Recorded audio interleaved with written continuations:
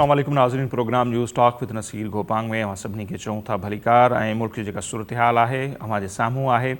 ऐं हिकिड़े पासे ते जेको कुझु PTI सां थिए पियो, जहिड़ी रीति धड़ाधड़ उन्हनि जा माण्हू उन्हनि जा टिकट होल्डर उनखे छॾींदा पिया वञनि, उनखां पोइ इम्कान इहो हो त मे बी पीपल्स पार्टी ऐं नवाज़ लीग जेके आहिनि उहे वधीक मज़बूत थींदियूं। इहे जेके कैंडिडेट्स आहिनि ख़ासि तौर ते उहे विनिंग कैंडिडेट्स या जंहिंजा ज़ाती हिकिड़ा चऊं त तक आहिनि, जंहिं जे पुठियां माण्हू आहिनि, उहे उन्हनि ॿिन्ही पार्टियुनि खे जॉइन कंदा। पर उते ई माज़ी में बि असां कुझु अरसो पहिरियों ताईं इहे ॻाल्हियूं कंदा रहिया आहियूं त पीपल्स पार्टी हुजे या नवाज़ लीग हुजे, जॾहिं बि उहे इक़्तिदार में ईंदा आहिनि पोइ परॾेही पॉलिसी हुजे, मईशत हुजे, सीपेक हुजे, ॿिया खोड़ अहिड़ा मामला अची वेंदा आहिनि जिन ते हू हिकिड़ो 11वीं तरमीम हुजे चिटो मौक़िफ़ जॾहिं हू रखंदा आहिनि ऐं हू सिविलियन सुपरमेसी जी ॻाल्हि कंदा आहिनि त उहा घणनि धुरियुनि खे क़बूल नाहे पवंदी ऐं पोइ उहे धुरियूं जेके आहिनि छा कंदियूं रहियूं आहिनि उहो सभिनी जे साम्हूं आहे। सो असां चयोसीं पिए त जॾहिं ही PTI टुटी पिए या माण्हुनि खे छॾे विया पिए त हिन भेरे बि तजुर्बो उहो ई थींदो त ज़ाहिर आहे ताक़तवर हल्का इहो न चाहींदा त पीपल्स पार्टी हुजे या नवाज़ लीग उहे एतिरियूं ताक़तवर थी वञनि जो सुभाणे उन्हनि खे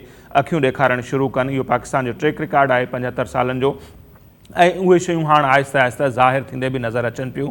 जंहिं अंदाज़ सां हिकु भेरो ॿीहर जहांगीर तरीन जी क़यादत में हिकिड़ी नई किंग्स पार्टी ठाहिण जी कोशिशि कई पई वञे। धड़ाधड़ माण्हू असीं ॾिसूं पिया त उहे उन में शामिलु थियनि पिया ऐं उन्हनि में उहे माण्हू आहिनि जंहिंजा पंहिंजा हिकिड़ा चऊं त तक आहिनि, उन जे पुठियां माण्हू आहिनि। अॼु बि कुझु माण्हू उन्हनि शमूलियत कई आहे। सो उन ते पाकिस्तान पीपल्स पार्टी हींअर खां ई जेको आहे उहो ज़ाहिर आवाज़ उथारणु शुरू कयो आहे ऐं उन्हनि खे रिपोर्ट्स इहे मिलनि पियूं। आसिफ अली ज़रदारी साहब खे ॿुधायो पियो वञे त माण्हू जेके पीपल्स पार्टी में अचणु चाहिनि था उन्हनि खे रोकियो थियो वञे त पीपल्स पार्टी जी बजाए अव्हांखे जहांगीर तरीन ॾांहुं वञणु खपे। उन ते बयानु आयो गुज़िर ॾींहुं आसिफ अली ज़रदारी जो। अॼु बि उन्हनि उन ते ॻाल्हायो आहे त असांखे सियासत असांखे करणु ॾिनी वञे ऐं ईंदड़ इलेक्शन कॾहिं थींदी उनजो फ़ैसिलो बि असां कंदासीं।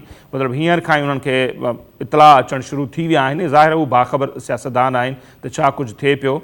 सो ॿिए पासे जहांगीर तरीन जूं कोशिशूं बि हलंदड़ आहिनि ऐं अॼु इहा ख़बर बि आई आहे, जीअं पहिरियों चयो पियो त जहांगीर तरीन सां जेके माण्हू वञनि पिया, जेका पार्टी ठहे पई उनजो नालो छा हूंदो।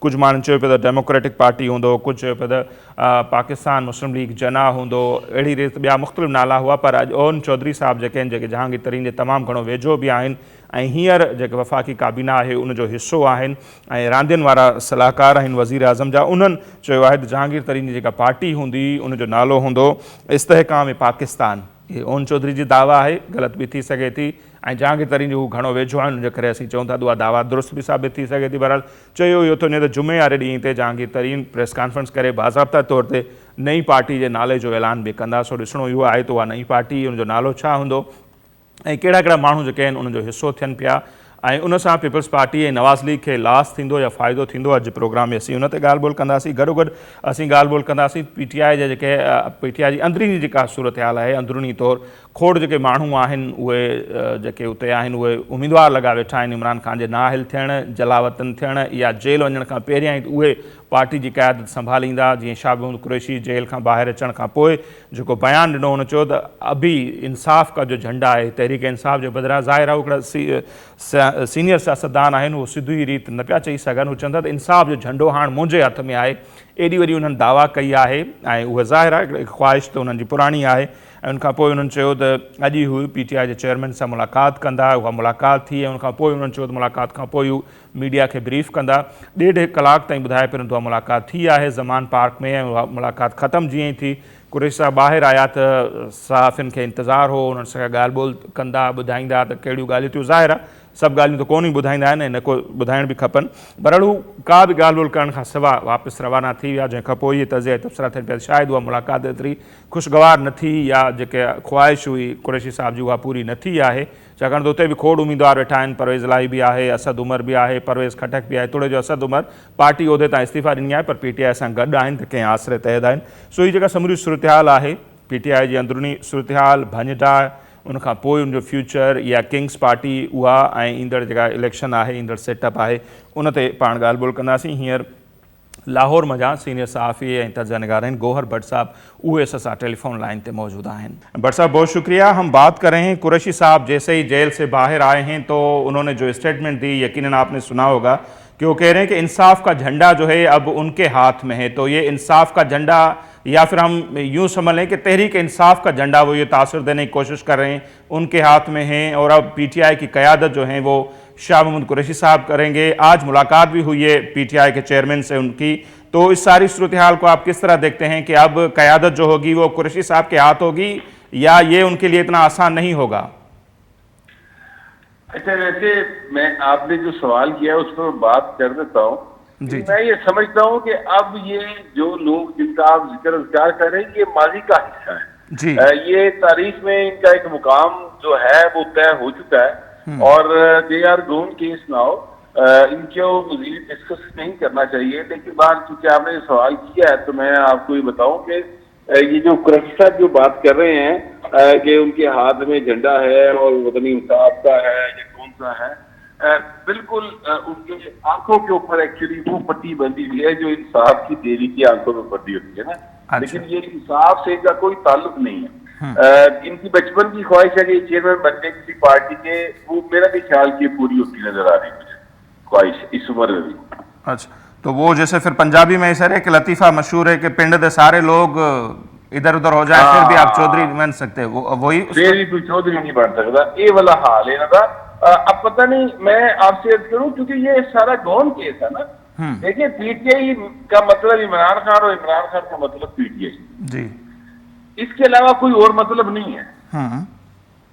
تو اگر عمران نہیں ہے تو پھر پی ٹی آئی نہیں ہے. شاہ صاحب جو فارمولا لے کے پھر رہے ہیں وہ فارمولا کوئی بائی نہیں کرے گا. مسئلہ یہ ہے. صحیح. اور خان صاحب پر ہم دیکھتے ہیں کہ مختلف طرح کے جو کیسز ہیں آلریڈی وہ چل رہے ہیں. وہ پھر جو کوئٹہ میں سینئر وکیل کا قتل ہوا ہے وہ کیس بھی خان صاحب پر ہو گیا ہے کہ کیونکہ انہوں نے درخواست دی ہوئی تھی خان صاحب کے غداری کے حوالے سے. تو کیسز تو مختلف بنتے جا رہے ہیں. تو ان فیوچر پھر ہم کیا دیکھ رہے ہیں کہ خان صاحب جو ہیں وہ سیاست میں کتنے ریلیونٹ رہیں گے, یا پھر وہ جو مائنس خان صاحب فارمولا کی باتیں چل رہی ہیں صورتحال اس طرف جا رہی ہے؟ دیکھیں خان صاحب نے بہت محنت کی ہے اپنے آپ کو ماضی میں لے جانے کی اور اس میں وہ کامیاب ہوئے. انہوں نے بڑی کوشش کر کے خود کو جو ہے وہ مائنس کیا ہے اس ساری سیاسی صورتحال سے, اور وہ اب ان کا فیوچر مجھے تو کوئی دکھائی نہیں دیتا. فیوچر میں بس یہی ہو سکتا ہے کہ آپ کو یہ بتایا جائے کہ ایک پروجیکٹ عمران ہوتا تھا اور پھر اس کا حال یہ ہوا, بس اس سے زیادہ اس کا کوئی ریفرنس نہیں. تو بڑا سوال بٹ صاحب یہ بھی چل رہا ہے نا کہ کیا وہ ان سارے کیسز کو بھگتیں گے, منہ دیں گے, جیل جائیں گے یا جلا وطن ہو جائیں گے؟ کیا چل رہا ہے پھر, آپ کیا سمجھتے ہیں؟ سر ان کا جو بھی سین اس وقت چل رہا ہے نا وہ ان کے بس میں نہیں ہے. اب چیز جو ہے نا وہ دوسروں کے بس میں آ گئی. یہ بڑی بے بسی ہوتی ہے. ایک اتنے اپنے آپ کو جو وہ سمجھتے تھے کہ میں اللہ معاف کرے تکبر کی جس جگہ پر وہ موجود تھے, جس طرح سے وہ خود کو سمجھتے تھے کہ میں جو چاہوں گا وہ کروں گا, تو اب ان کی حالت یہ ہے کہ وہ سارا کچھ جو ہے وہ دوسروں کے ہاتھ میں چلا گیا. ان کا فیوچر بھی اور ان کا جو ہے اپنا کہ وہ کیس بھگتیں گے نہیں بھگتیں گے, کتنے بھگت سکیں گے کتنے نہیں بھگت سکیں گے, اس حالت میں عمران خان جو ہے وہ پہنچ چکے ہیں. صحیح. اچھا, جیسے قریشی صاحب کا سر آپ نے ذکر کیا, اسی طرح ہم دیکھتے ہیں جو ہیں چودھری پرویز الہی صاحب, وہ بھی صدر ہیں ظاہر سی بات ہے پی ٹی آئی کے اور جیل میں ہیں. تو وہ آپ ان کا پھر فیوچر کیا دیکھ رہے ہیں؟ وہ بھی بڑے کینڈیڈیٹ تو بڑے ہیں نا پی ٹی آئی میں کہ ان فیوچر وہ کون قیادت سنبھالے گا پی ٹی آئی کی؟ دیکھیے یہ جو ہے نا اپنا چودھری پرویز الہی صاحب وہ بالکل ویسے ہی صدر ہیں پی ٹی آئی کے جیسے وہ پاکستان کا صدر ہوا کرتا ہے جی, جس کے پاس کوئی اختیار نہیں. ٹھیک ہے, باقی رہ گئی بات یہ کہ ان کا فیوچر تو چودھری پرویز الہی کا فیوچر بھی مجھے ڈارک دکھائی دے رہا ہے. میں نہیں سمجھتا کہ چودھری پرویز الہی جو ہیں اب مستقبل کی سیاست کے ساتھ ریلیونٹ رہ گئے ہیں. ان کے صاحبزادے کے اوپر جتنے الزامات ہیں اور جتنے ثبوت پرویز الہی صاحب کے خلاف موجود ہیں وہ ایک دو لوگوں سے تو انہوں نے مل ملا کے وہ لے لی اپنا ضمانت وغیرہ اور کیسز ڈسچارج کروا لیے, لیکن ان کے خلاف اپیلیں ہوں گی اور وہ جیسے ثبوت موجود ہیں میرا نہیں خیال کہ اس میں سے وہ ان کی بچت ہو سکے گی. تو وہ جو ماضی والے سارے کنیکشن تھے بڑوں کے, آپ سمجھتے ہیں کہ وہ سارے ختم ہو چکے ہیں اب؟ وہ چودھری صاحب نے خود ختم کر دیے تھے. اچھا, وہ چودھری صاحب کا یہ خیال تھا کہ پہلے کی طرح چل جائے گا, ویسے نہیں چلا. حافظ صاحب کے آنے کے بعد چیزیں تبدیل ہو گئی. دیکھیں ایک بات سمجھ لینی چاہیے کہ 9 مئی سے پہلے کا پاکستان اور تھا, 9 مئی کے بعد کا پاکستان ہو رہا ہے. یہ ایک بالکل نیا پاکستان ہے جس میں جو ہے اپنا اس طرح کے ایلیمنٹ ان کے لیے زیرو ٹالرنس ہے, زیرو. صحیح. اچھا, اور ایک اور جو اہم ایشو چل رہا ہے بٹ صاحب, ہم چاہیں گے ضرور آپ کی رائے اس پر, وہ یہ ہے کہ نئی کنگز پارٹی جو ہے اس کے حوالے سے بھی باتیں چل رہی ہیں, اور جس طرح دھڑا دھڑ لوگ جا رہے ہیں جہانگیر خان ترین کے گروپ میں, تو پھر یہ ہم کیا سمجھیں کہ نواز لیگ یا پیپلز پارٹی کے ساتھ پھر اسٹیبلشمنٹ کی طرف سے ہاتھ ہو رہا ہے اور لوگ جو ہیں وہ جہانگیر ترین خان کی طرف بھیجے جا رہے ہیں, یا کیا صورتحال اس کی, یہ جو خبریں چل رہی ہیں کہ نئی کنگز پارٹی کا وجود جو ہے وہ ہو چکا ہے یا ہونے والا ہے؟ دیکھیے اس حوالے سے پیپلز پارٹی کو بہت شدید کنسرنز ہیں, اور آصف زرداری صاحب نے اس حوالے سے بڑے سخت قسم کے جو ہیں وہ پیغامات بھجوائے ہیں کہ اس طرح سے مت کریں. لیکن ظاہر ہے کہ اسٹیبلشمنٹ کے اپنے پلانز ہوتے ہیں. اب یہ جو جہانگیر خان ترین ہے اور علیم خان ہے, ان میں سے کوئی بھی پبلک فگر نہیں ہے, ان میں سے کوئی بھی شخص ایسا نہیں ہے جس کی فین فالوئنگ ہو, ان میں سے کوئی بھی ایسا نہیں ہے کرزمیٹک ہو. تو لہٰذا یہ اس طرح کی جو ہوتی ہے نا ہومیوپیتھک تھی کنگز پارٹی, یہ بارے میں ہوتی ہے اسٹیبلشمنٹ کے. لیکن میں یہ سمجھتا ہوں کہ آصف زرداری صاحب جس طریقے سے لاہور میں بیٹھے ہوئے ہیں اور جس طریقے سے وہ انٹریکٹ کر رہے ہیں لوگوں کے ساتھ, اور جو انہوں نے اپنی چالیں جو ہیں وہ فٹ کی ہیں. آپ جانتے ہیں کہ سیاست کو اگر شطرنج کہا جاتا ہے تو اس کے سب سے بڑے کھلاڑی پاکستان میں زرداری صاحب ہیں. تو زرداری صاحب جس طریقے سے چیزوں کو پلے کر رہے ہیں, مجھے لگتا ہے کہ اس بار پیپلز پارٹی جو ہے وہ یعنی حیران کن رزلٹس دے گی پنجاب کے اندر خاص طور پہ. اور دوسری جو نواز شریف کو روکنے کی کوشش ہے کنگز پارٹی بنا بنو کے, تو آپ ایک دفعہ میاں نواز شریف کو لاہور میں لینڈ کر لینے دیں, چیزیں اس کے بعد ایک نیا رخ اختیار کریں گی, اور وہ میرا نہیں خیال کسی کے بس میں رہے گی بات. صحیح. تو مطلب آپ پر امید ہیں یا سمجھتے ہیں کہ جو زرداری صاحب نے کوششیں کی ہیں یا ابھی بھی کر رہے ہیں, جیسے آج ان کی اسٹیٹمنٹ بھی چل رہی ہے کہ ساؤتھ پنجاب کا معرکہ تو ہم ہی فتح کریں گے, اور بھی کچھ لوگ ان سے ملے بھی ہیں, آج جو مختلف تاجر برادری ہے ان سے بھی ان کی ملاقاتیں ہوئی ہیں, تو وہ نتیجہ خیز ثابت ہوں گی آنے والے دنوں میں, ان کا فائدہ ہوگا پیپلز پارٹی کو. سر میں جتنا آصف زرداری صاحب کو دیکھ رہا ہوں, ان کی سیاست کو دیکھ رہا ہوں, مجھے لگتا ہے کہ بینظیر بھٹو کی شہادت کے بعد پہلی بار ہوا ہے کہ پیپلز پارٹی جو ہے وہ پنجاب میں سنجیدگی سے قدم جمانے کی بات کر رہی ہے, یا وہ سنجیدہ دکھائی دے رہی ہے. اس سے پہلے انہوں نے جتنی بھی باتیں کی وہ صرف باتیں تھیں.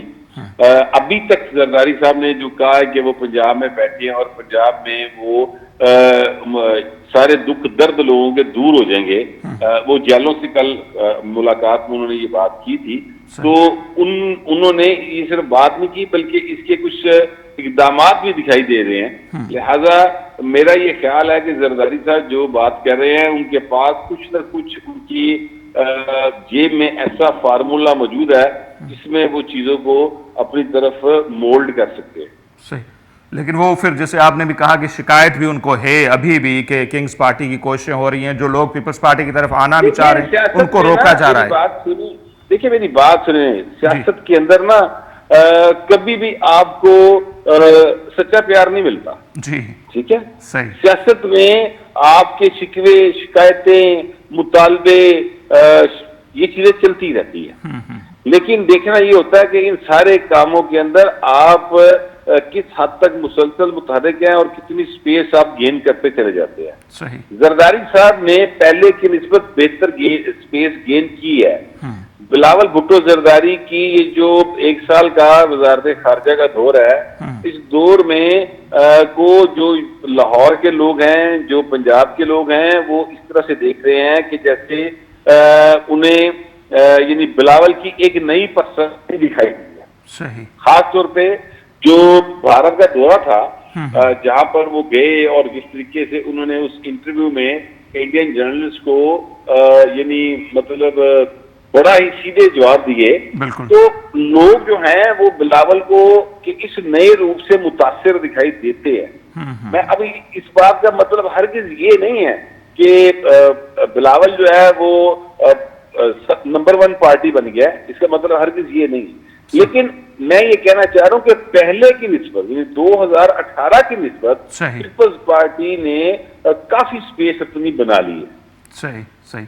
अच्छा भट्ट साहब, एक ये भी बहस चल रहा है कि ये जो पीडीएम का इत्तेहाद है, जाहिर सी बात है हर पार्टी का अलग मंशूर होता है, इलेक्शन में जाहिर सी बात है एक दूसरे के अगेंस्ट वो उम्मीदवार भी खड़े करेंगे, लेकिन आने वाले दिनों में कहा यह जा रहा है कि इस इत्तेहाद में भी दरारें पड़ेंगी और इख्तलाफ शदीद भी हो सकते हैं कैंडिडेट्स के हवाले से, कौन सा लोग किसकी पार्टी में जाएगा। तो पीपल्स पार्टी और नवाज लीग का ये जो अभी इत्तेहाद है, आपको लगता है कि बरकरार रहेगा या आने वाले दिनों में इसमें दरारें पड़ेंगी? यार वो पहले वाली जो मुखालफत होती थी, मतलब एक दुश्मनी की लेवल तक लेके जाते थे ना माजी में, तो वो वाली सूरत हाल तो नहीं बनेगी आप समझते हैं? इश्तराक है जी, ये इत्तेहाद नहीं है जी, ये इश्तराक है। और इस इश्तराक में दरारें पड़ चुकी हैं और ये एक प्लान से डाली गई हैं। जो सिंध इधर कश्मीर में इलेक्शन हो रहा है कल, इसमें जो है अपना चौधरी मंजूर साहब, वो मरियम साहबा के ऊपर काफी ज्यादा उन्होंने तनकीद की है। और फिर जवाब में मुस्लिम लीग नून की जानिब से पीपल्स पार्टी के ऊपर और चौधरी मंजूर के ऊपर काफी तनकीद सामने आई है। इसी तरह जो पीसीबी है यानी पाकिस्तान क्रिकेट बोर्ड, उसकी चेयरमैनशिप के ऊपर भी सवालात उठे गए हैं और वहां पर भी पीपल्स पार्टी मोतरज़ है कि जी वजारत हमारे पास है तो वजीर इसका चेयरमैन भी हम लगाएंगे। तो ये चीजें छोटा मोटा मिलन शुरू हो गया और ये प्लान के तहत हो रहा है। क्योंकि अभी आप ये नोट करें ना कि अगर ये आपस में उलझेंगे नहीं तो फिर इमरान के अगर तस्करा करते रहेंगे तो इमरान तो इररिलेवेंट नहीं होगा। सही, ठीक है। पीपल्स पार्टी को अपनी स्पेस वापस लेनी है। प्री इमरान इरा जो स्पेस थी वो उन्हें लेनी है। सही। तो उसके लिए फिर उनका नून लीग के ऊपर हमलावर होना बनता है। ठीक है भट्ट साहब, बहुत शुक्रिया आपने हमें वक्त दिया। नाज़रीन, गोहर भट्ट साहब जी राय अवां साम्हूं आहे ऐं हू सम्झनि था त ही जेका समूरी सूरत हाल जुड़ी आहे, स्पेशली PTI खां पोइ वारी जेका ख़ासि तौर ते 9 मई जे वाक़िअनि खां पोइ या ईअं चऊं त PTI जो इक़्तिदार वञण खां पोइ तो पंजाब में पीपल्स पार्टी तमामु घणो जेको स्पेस आहे उहो गेन कयो आहे बनिस्बत 2018 जी इलेक्शन। ऐं हाणे जेका सूरत हाल ॾिसे थी, भट्ट साहब या जेके ॿिया सीनियर सहाफ़ी आहिनि, कुझु सां असांजी मुलाक़ातूं थियूं हफ़्तो पहिरियों जॾहिं असीं लाहौर में हुआसीं त उहे सम्झनि था पीपल्स पार्टी सरप्राइज़ ॾींदी पंजाब में जेका हींअर जनरल इलेक्शन थींदी। बहरहाल सूरत हाल इहा आहे जो उन सां गॾोगॾु ॾिसूं था किंग्स पार्टी जे हवाले सां बि जेके कोशिशूं थियनि पियूं ऐं उन ते बि खोड़ सारा जेके ख़दशा आहिनि आसिफ अली ज़रदारी साहब खे, ऐं उनखे इहे रिपोर्ट्स वञनि पियूं थियूं त जीअं 2018 में खोड़ माण्हू जेके आहिनि पीपल्स पार्टी तरफ़ आया पे पर उन्हनि खे रोकियो वियो ऐं उन्हनि खे चयो त न अव्हांखे PTI ॾांहुं वञिणो आहे। अहिड़ी रीति हींअर बि ज़रदारी साहब ताईं इहे शिकायतूं पहुचनि पियूं उन जे पार्टी क़यादत जे तरफ़ां या जेका साउथ पंजाब या ॿियनि इलाइक़नि सां पंजाब सां तालुक़ु रखे थी उहे उन्हनि खे रिपोर्ट कनि पिया था त उहे माण्हू जेके हाणे PTI खे छॾे करे पीपल्स पार्टी में अचणु चाहिनि था पर हू ॿुधाइनि था त उन्हनि खे इंस्ट्रक्शन्स आहिनि त अव्हां बजाए जो पीपल्स पार्टी में वञो, अव्हांखे जहांगीर ख़ान तरीन जो ग्रुप आहे उनखे जॉइन करिणो आहे। जंहिंखां पोइ इहे ॻाल्हियूं हलनि पियूं त नई जेका हिकिड़ी किंग्स पार्टी आहे उहा वजूद में अचे पई, जहांगीर तरीन जंहिंजी क़यादत कंदो, अलीम ख़ान हूंदो ऐं ॿिया अॻवान हूंदा। जेकॾहिं अहिड़ी सूरत हाल वधी थी वञे हींअर खां ई जीअं ज़रदारी साहब गुज़िरियल ॾींहुं बि बयानु ॾिनो, अॼु बि ॾिनो, त हू इशारतनि इहो ॿुधाइनि पिया त इस्टेब्लिशमेंट जेको आहे छा कुझु करणु वञे पई। पर ॾिसूं इहो था त ईंदड़ ॾींहंनि में इहा सूरत हाल किथे दंग कंदी ऐं उहे माण्हू जेके आहिनि पीपल्स पार्टी न उन्हनि खे अचणु ॾिनो वेंदो या न आहे। जेकॾहिं किंग्स पार्टी ठहे थी त उहा पीपल्स पार्टी ऐं नवाज़ लीग ॿिन्ही जे लाइ केतिरी नुक़सानकार साबित हूंदी ऐं केतिरा उन्हनि जा जेके माण्हू आहिनि उन्हनि खे मुतासिर कंदी, मतिलबु उहे पाण ॾांहुं उन्हनि खे शामिलु कंदा। बहरहाल वक़्तु थिए पियो हींअर मक़सदु ब्रेक जो, ब्रेक वठूं था, वापसि ईंदासीं त उन समूरी सूरत हाल ते पाण वधीक ॻाल्हि ॿोल कंदासीं।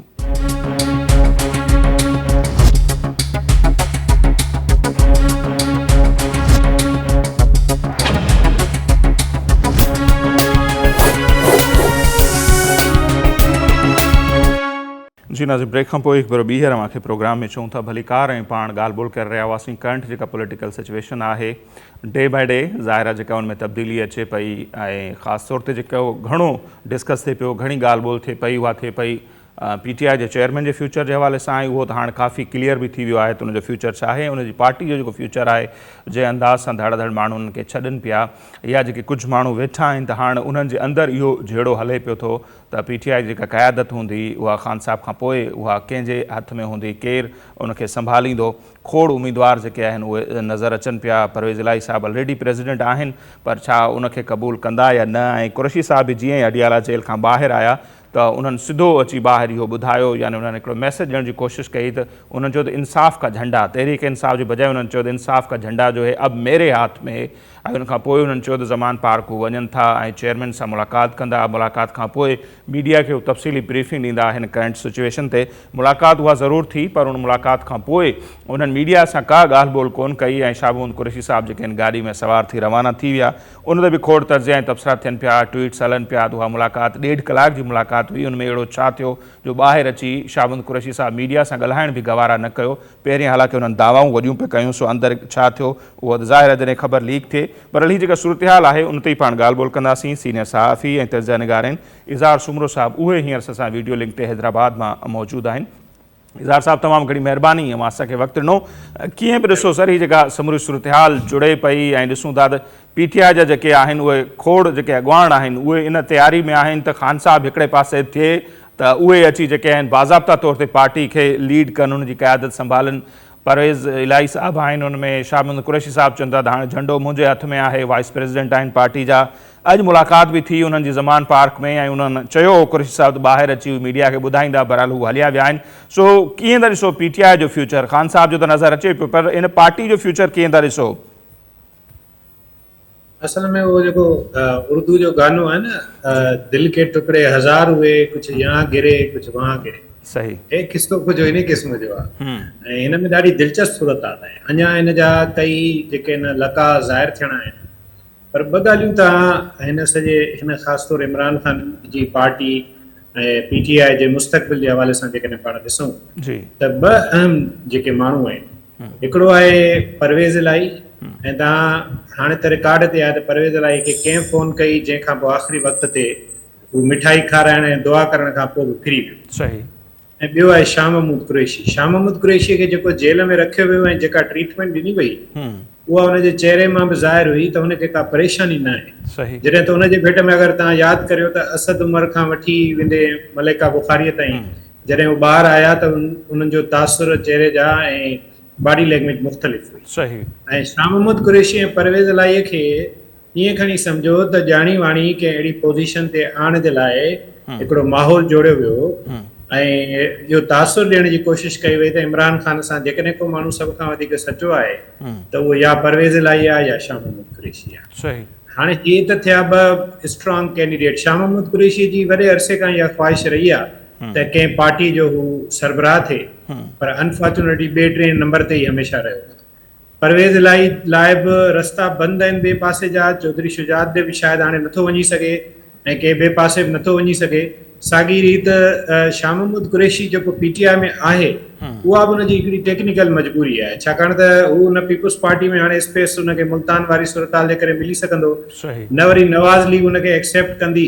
अहिड़ी सूरत-हाल में जहांगीर तरीन सां हुनजो ठा कोन्हे को।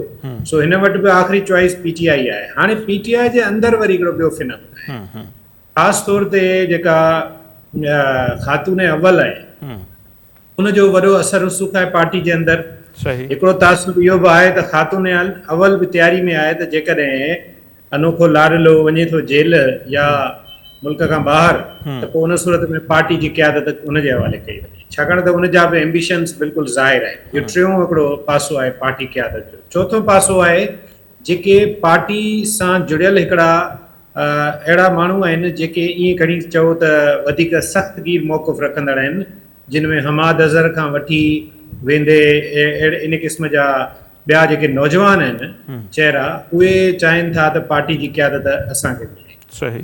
ख़ान साहब बि मुख़्तलिफ़ वक़्तनि ते मुख़्तलिफ़ ॻाल्हियूं कंदो रहियो आहे ऐं हुनजे ॻाल्हियुनि जो तव्हां ख़बर आहे त को ट्रैक रिकॉर्ड कंसिस्टेंट न आहे, को हिकिड़ो पैटर्न न आहे हुनजी गुफ़्तगू जो। तंहिंजे करे हुन बि अञा ताईं वाज़े न कयो आहे त इहा जेका लाडलाइप वारी सीट आहे उहा उहो कंहिंजे हवाले कंदो। पर हिकिड़ी ॻाल्हि ते आहे त हाणे ॿ PTI लाइ बहरान आहिनि। हिकिड़ो बहरान दाख़िली आहे यानी कि क़यादत जो बहरान आहे ऐं ॿियो बहरान इहो आहे त ॿाहिरीं सतह ते जेके उन पार्टी मां माण्हू टुटी रहिया आहिनि उहे ॿिए पासे वञनि पिया, उहे किथे वञी सेटल डाउन थींदा, उहे आया पीपुल्स पार्टी सां जॉइन कंदा, जहांगीर तरीन जी नई पार्टी में वेंदा या ॿियो काफ लीग में वेंदा या केॾांहुं वेंदा। सो इहे ॿ मामला आहिनि। मुंहिंजो ख़्यालु आहे त अञा महीनो ॾेढ हिन सूरताल खे लॻंदो, ख़ासि तौर ते अगस्त खां पहिरीं जॾहिं ही असेंबलियूं पंहिंजो मुदो पूरो कंदियूं, ओसी ताईं मामला हिकिड़े पासे थी वेंदा। ऐं इहो बि चवनि था त बजट जो इंतज़ारु आहे ऐं बजट खां पोइ शायदि जहांगीर तरीन जी पार्टी जेके किंग्स पार्टी बि चवनि था उहा बि साम्हूं अचे।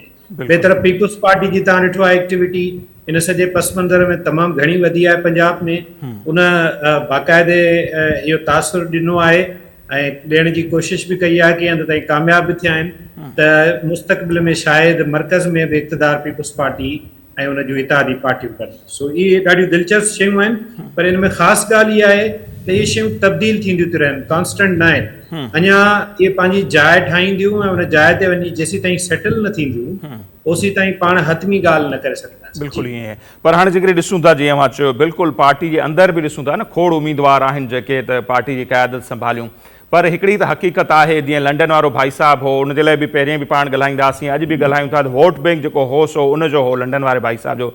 ईअं ई जेकॾहिं PTI बि ॾिसूं त ख़ान खां सवाइ PTI में कुरैशी साहब खे केरु क़बूल कंदो, वर्कर लेवल जी असीं ॻाल्हि कयूं, परवेज़ इलाही साहब त आया ई हाणे आहिनि, बिल्कुलु उन्हनि अची सदारत संभाली, जेका उन्हनि कुर्बानी ॾिनी शायदि पंजाब हुकूमत जी, शायदि उनखां पोइ उनखे पार्टी जो प्रेसिडेंट कयो वियो। त ख़ान खां पोइ मूंखे लॻे पियो त जेको बि लीडर जेकॾहिं अॻियां अचे थो ऐं चए थो त आउं हिन जी क़यादत थो कयां, त उनखे उहा पज़ीराई मिली सघंदी, उहा मोट मिलंदी, जेका इज़त एतिराम चऊं, मोट चऊं, वोट चऊं, जेके ख़ान जा आहिनि। ॾिसो नसीर साहब, इहो आहे ॿियो मरहलो। इन विच में हिकिड़ो मरहलो पाण खे ॿियो ज़हन में रखिणो आहे, उहो वधीक अहम आहे। उहो मरहलो आहे आर्मी जो हिन सूरताल में एस्टेब्लिशमेंट जो, ख़ासि तौर 9/11 खां पोइ जेको मौक़िफ़ आहे। अॼु बि तव्हां ॾिसो त जेका कॉन्फ्रेंस थी आहे उन में इंतहाई स्ट्रेट फॉरवर्ड मौक़िफ़ रखियो वियो आहे। तव्हांखे ख़बर आहे त उन्हनि ते प्रेशर्स बि तमामु घणा हुआ, हुकूमत ते बि हुआ, एस्टेब्लिशमेंट ते बि हुआ, पर उहे प्रेशर खणी विया। ख़दीजा शाह जे केस में मिसाल अमेरिकन्स जो बि हिकिड़ो प्रेशर कंहिं हंधि ताईं हो, पर उनजे बावजूदि उहे प्रेशर खणी विया आहिनि। तंहिंजे करे PTI जे हवाले सां हुकूमत ऐं एस्टेब्लिशमेंट जो जेको पहिरियों मरहलो आहे उहो इहो आहे त उन मंझां उहे माण्हू हिकिड़े पासे कजनि, छॾे फूके पासीरा कजनि, जेके 9 मई वारे मामले में मुलविस आहिनि। हाणे उन मंझां जेके निकिरी पार थींदा, असुल मामिलो उन्हनि सां शुरू थींदो। अच्छा, उनमें ही जेको तस्वुर आहे न त को सभिनी मां वॾी पॉपुलर पार्टी आहे ऐं सभ खां वधीक वोट हिनखे मिलंदा, ऐं तव्हां जीअं मिसाल ॾिनी लंडन वारे अॻूणे पीर जी, उहो बि पीर हो न, हे बि मुर्शिद सॾाए पियो, हू बि पीर सॾाए पियो, कल्ट वारी स्टाइल जी सियासत हुई ॿिन्ही जी। हाणे अहिड़ी जेके धुरियूं हूंदियूं आहिनि, उन्हनि जा जेके हिमायती आहिनि उहे छा कंदा आहिनि, इहो सवाल आहे। आम तासुर इहो पियो ॾिनो वञे त हाणे जेकॾहिं ही इलेक्टेबल्स हलिया विया त पोइ बि हिन जी पार्टी, लाडले जी पार्टी खटे वेंदी ऐं माण्हू वोट उनखे कंदा। ईअं न आहे। थींदो इहो जो सूरताल हिन जे लाइ इलेक्शन विढ़ण वारी न रहंदी, खटे न वेंदी बल्कि ख़तम थी वेंदी जी न, पर उन में जेके हिन जा जेके हिमायती आहिनि उन्हनि जे बारे में जेको सवाल थो कयो वञे त माण्हू त वोट ॾींदा, माण्हुनि खे तव्हां छा कंदव, उनजो जवाबु सादो आहे। उहो इहो आहे त माण्हू जॾहिं ॾिसंदा त कैंडिडेट ई कोन्हे असांजो, त पोइ अल्टीमेटली उहे माण्हू ख़ामोश थी वेंदा। ऐं ॿी ॻाल्हि त थोरे वक़्त खां पोइ जेके हिन जे लाइ अरेंजमेंट कया हुआ, जीअं जीअं उहे एक्सपोज थींदा, हिन में को भला को शक आहे त हिनखे अरिड़हं में कीअं इलेक्शन खटाई वई, RTS वारो मामिलो, इहे सभु पंहिंजे साम्हूं आहे। त आहिस्ते आहिस्ते जेको हिन जो सपोर्ट बेस आहे, हिन जा बेसिकली सपोर्ट बेस आहिनि 3। उन मां वॾो सपोर्ट बेस हिन जो आहे सोशल मीडिया, जिते कूड़ बदूड़ करे, कूड़ियूं सूड़ियूं वीडियो ठाहे, ॿियूं शयूं करे ही कंदो रहियो, हाणे उहो एक्सपोज पियो थिए। ॿिए नंबर ते हिन वटि हुयो इलेक्टेबल हिन वटां वञे पियो ऐं वरी तेज़ी सां वञे पियो। उन खां पोइ जेको पावर हिन वटि रहियो, तव्हां इहो बि ज़हन में रखो, पीपुल्स पार्टी लाइ बि चवंदा आहिनि त सिंध में 15 सालनि खां इक़्तिदार में आहे, त इहो बि माण्हू विसारीनि न त 10 सालनि खां हे लाडलो बि KPK में हुकूमत में रहियो आहे। त उहो जेको पावर जी सपोर्ट हुनखे रही आहे, इहे सभु ॻाल्हियूं मिलाए करे हुनजी स्ट्रेंथ जुड़े पई। ऐं सभ खां अहम ॻाल्हि त हुन वटि जेके माण्हू हुआ, उन में घणे भाङे अहिड़ा माण्हू हुआ जिन जो नुक़्ते नज़र 9 मई खां पोइ तब्दील थियो आहे। हिते बि ॿ राय आहिनि। हिकिड़ो रायो इहो आहे त त माण्हू जेके इन जी पार्टी छॾे विया आहिनि उहे सभु जा सभु कंहिं प्रेशर जे या नामालूम के फ़ोन जे करे तब्दील थिया आहिनि, ईअं न आहे। उन्हनि मंझां हिकिड़ी वॾी अक्सरियत जो ट्रैक रिकॉर्ड इहो आहे त हू हिन क़िस्म जी सियासत जेका एस्टेब्लिशमेंट सां टकराव में ईंदड़ हुजे, इदारनि सां टकराव में ईंदड़ हुजे, उन क़िस्म जी सियासत न कंदा रहिया आहिनि। बिल्कुलु। मिसाल फिरदौस आशिक़ अहवान जो मिसाल तव्हांजे साम्हूं आहे, त उहे माण्हू हाणे दार पिया थियनि। ऐं आख़िरी ॻाल्हि त हाणे जॾहिं हिन जे घर मां माण्हू टुटा आहिनि, हिन जी पार्टी मां माण्हू टुटा आहिनि, त उन्हनि मां कई वाद माफ़ गवाह बि थींदा ऐं कई हिन जा राज़ बि फाश कंदा। ऐं आख़िरी जेका हतमी ॻाल्हि हिन जी पार्टी लाइ जेका वॾे वॾी मुसीबत साबित थींदी, उहा थींदी इन फाइटिंग, यानी कि पंहिंजी पार्टी जे अंदरि जेके ग्रुप ऐं ग्रोह आहिनि, जॾहिं पाण में विढ़ंदा त पोइ सूरत हाल तव्हां ॾिसंदव त अञा वधीक हिन जे लाइ ॾुखी थींदी। जी सही। ऐं बिल्कुलु हाणे पाण अची वञूं उन सूरत हाल ते जेको अॼुकल्ह तमामु घणो बहस थिए पियो त किंग्स पार्टी जे हवाले सां जेके बि तजुर्बा यको थींदा आया आहिनि पाकिस्तान में, असीं ॾिसूं था त हिन समूरी सूरत हाल में जेका माशी सूरत हाल हुई, ॿियो टियों इक़्तिदार में जॾहिं PDM जूं पार्टियूं आयूं, ख़ासि तौर ते पीपल्स पार्टी, नवाज़ लीग ते तमामु घणी तनक़ीद थी। उन्हनि चयो त असां सभु कुझु इहा जेका आहे कुर्बानी था ॾियूं त जीअं मुल्क जे लाइ, या असीं ईअं खणी चऊं त नेक्स्ट इलेक्शन जे लाइ उहा उन्हनि कुर्बानी ॾिनी। उन कुर्बानी जे बावजूदि बि जेकॾहिं असीं ॾिसूं था त PTI जा जेके टुटंदड़ माण्हू आहिनि उहे बजाए पीपल्स पार्टी में उन्हनि खे वञणु ॾिनो वञे या नवाज़ लीग में, इहे ख़बरूं अचणु हाणे खां ई शुरू थी वियूं आहिनि। त उन्हनि खे चयो थो वञे त अवां पीपल्स पार्टी में बि नथा वञी सघो या नून लीग में बि नथा वञी सघो, जहांगीर तरीन जो ग्रुप खे जॉइन कयो, जेको इम्कान आहे जुमे ते हू पार्टी जो ऐलान बि कंदा ऐं उहा किंग्स पार्टी ठहे पई जहांगीर तरीन जी क़यादत में। सो इन समूरी सूरत हाल में पोइ छा था सम्झो त पीपल्स पार्टी या नवाज़ लीग सां असां छा चऊं त को वरी नओं धक थियणु वञे पियो एस्टेब्लिशमेंट जी तरफ़ां, या मतिलबु उनमें हू कामयाबु थींदा ऐं माण्हू इन्हनि ॾांहुं ईंदा ऐं किंग्स पार्टी उहा कामयाबु न थींदी?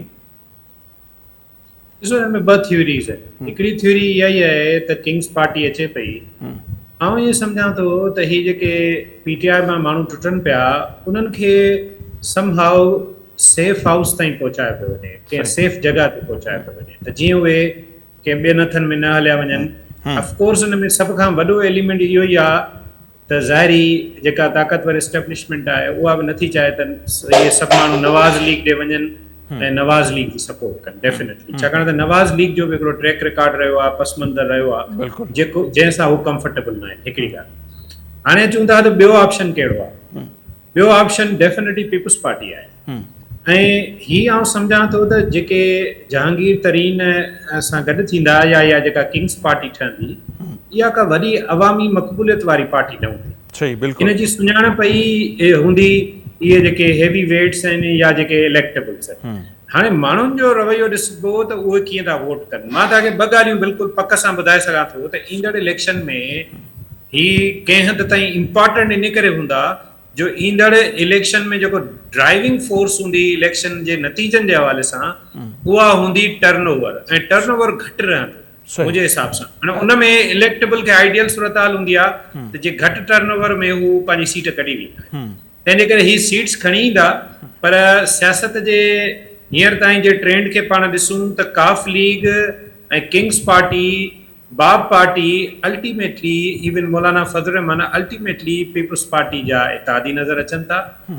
हाणे जेको सवाल आहे उहो असल में किंग्स पार्टी खां वधीक सवाल आहे नवाज़ लीग ऐं पीपल्स पार्टी जे रिलेशन। बिल्कुलु। अच्छा, इन जे हवाले सां मुख़्तलिफ़ ख़बरूं हलंदियूं रहंदियूं आहिनि। कल्ह हामिद मीर जो बि तव्हां ॿुधियूं हूंदियूं ॻाल्हियूं, हिकिड़ियूं नंढनि उहिदनि ते नादरा जे चेयरमैन वारे मामले ते या PCB जे चेयरमैन वारे मामले ते आउं नथो सम्झां त हे ॿ वॾियूं पार्टियूं पाण में विढ़नि। सही। हिननि जी जेका पॉलिटिकल अंडरस्टैंडिंग आहे उहा इंतहाई गहरी आहे, ऐं इहा ॻाल्हि नवाज़ शरीफ़ बि सम्झे थो, आसिफ ज़रदारी बि सम्झे थो त जेकॾहिं असां विढ़ंदासीं त उनजो अल्टीमेट बेनिफिशरी वरी को ॿियो थींदो, जीअं माज़ी में ही पाण में अटकिया त उनजो नतीजो तव्हां ॾिठो त हे ओचितो लाडले जी पार्टी जनम वरितो जेका हिकिड़ी सीट मां एतिरनि सारनि सीटुनि ताईं पहुती। तंहिंजे करे ही मां सम्झां त इहा ग़लती न वर्जाईंदा।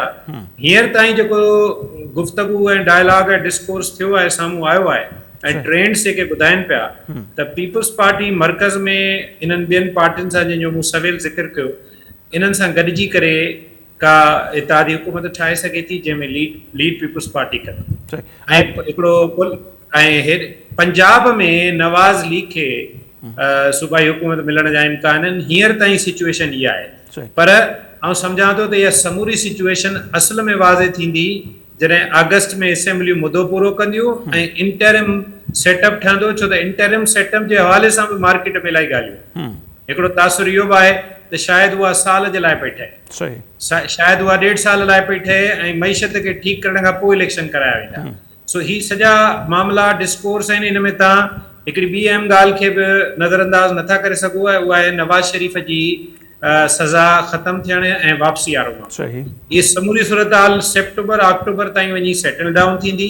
ॾिसजे त नवंबर में इलेक्शनूं थियनि थियूं, छाकाणि त अगस्त में जेकॾहिं असेंबली टुटे थी त पोइ 12-14 नवंबर ताईं इलेक्शन कराइनि।